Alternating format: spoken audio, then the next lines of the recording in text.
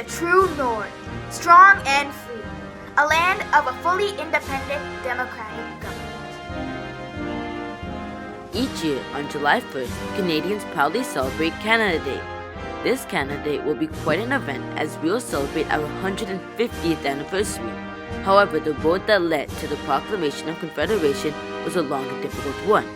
On behalf of all Canadians, we have the privilege of holding some of the most valuable records highlighting the pivotal moments that led to the drafting of British North America Act.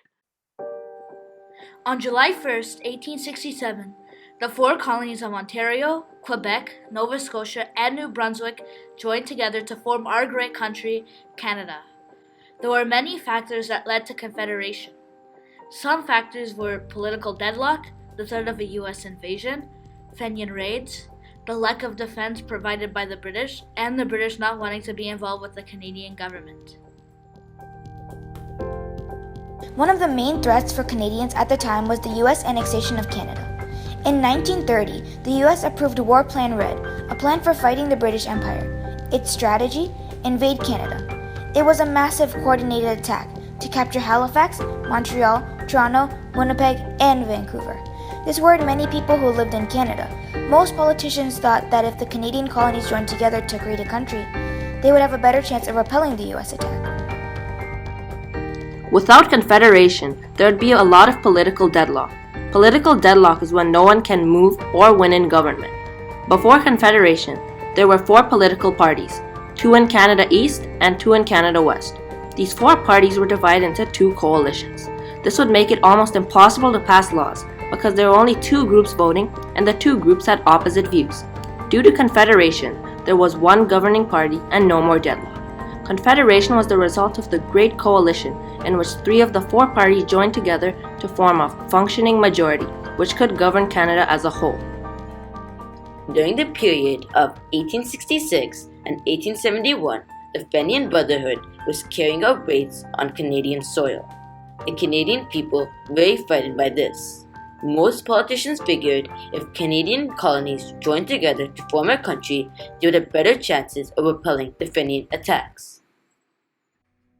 The last main factor that led to Confederation is the lack of British involvement in the government. The British left because it was too time-consuming and cost too much. This was a hint that the British wanted Canada to become a self-governing, independent country. After the American War of Independence, the Americans demanded a large payment from Britain for war costs. However, Britain did not have the money to pay. The Americans then stated that they would be willing to take the northern property of Canada. Britain's response was that Canada was not theirs to give away, as the Canadians were their own people. Rather than keeping Canada and having the US claim it, the British thought it was a better idea to let Canada be independent and have their own rights. Upon Confederation, Canada developed into a prosperous and diverse country that it is today. This resulted from a series of important and significant events which still have great lasting impacts. The Canadian Pacific Railway, also known as the CPR, is a transcontinental railway that was complete on November 7, 1885. The Canadian Pacific Railway was constructed by John A. Macdonald for the hopes of having a source of transportation to the east side of Canada, where they could make potential trades and have a stronger tie to the east. This resulted in a success, and more than 100 years later, the CPR still continues today, allowing for trade to be done in not just the east of Canada, but among all of Canada. The Northwest Mounted Police was formed in 1873 by Canadian Prime Minister John A. Macdonald. It had been established to prevent illegal whiskey trades that are taking place in Fort Whoop-Up in southern Alberta. This was concerning to John A. Macdonald because it had caused devastating effects on many First Nation tribes such as the Blackfoot and the Cree. The First Nations would trade utilities such as blankets and guns for alcohol. Within these alcoholic drinks were ingredients such as the Jamaican ginger, red peppers, as well as chewing tobacco. Within the Northwest Mounted Police, the first recording of the amount of recruits were 300 men. Today, the Northwest Mounted Police has played a huge role in the forming of our modern-day police.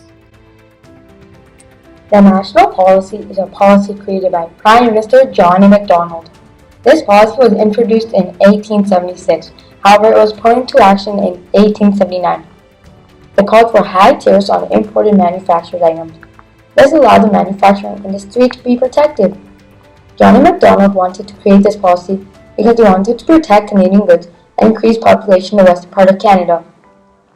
This policy consists of three parts, the first being the building of the Transcontinental Railway, the second being the beginning of a strong immigration policy to fill the West, and finally, the last part is that there be high tariffs on internationally imported goods. Today, John A. Macdonald's policy continues, and it continues to help the manufacturing economy, just like it did in 1879. After 1867, the country of Canada started to expand extraordinarily as Hudson's Bay Company started purchasing land from northwestern Quebec to the North Arctic. This led to Manitoba and the Northwest Territories joining in 1870 and the other provinces British Columbia, Alberta, Saskatchewan, and PEI joining soon after. This helped to populate the Prairie West. This allowed intense movements of nationalism, which promoted the Anglo-Protestant race and fierce independence from the U.S. As this was occurring, the economy was growing because of all the new settlers trading and buying. This helped make Canada the multicultural society it is today. Canada is more than just a country. It's our home. As a country, we are so diverse and accepting. Canada means so much to us, and without Confederation, we wouldn't have gained our independence and we wouldn't have bloomed into the country we are today. Us Canadians are very proud because of what we've accomplished and what we stand for. We are a diverse and accepting country. We have a strong education and healthcare system. We have a leader that respects our human rights, and we have great maple syrup. We have monuments like the CN Tower, Parliament Hill, and Niagara Falls. As a society, we are very kind people. Canada has impacted my life much more than that. In Canada, I said my first word, took my first breath, and have become comfortable with the world around me. Canada was so accepting when my family moved here in 1973. If they hadn't moved, I wouldn't live the wonderful life I live today. I remember when the Jays won twice, when Sidney Crosby made the nation.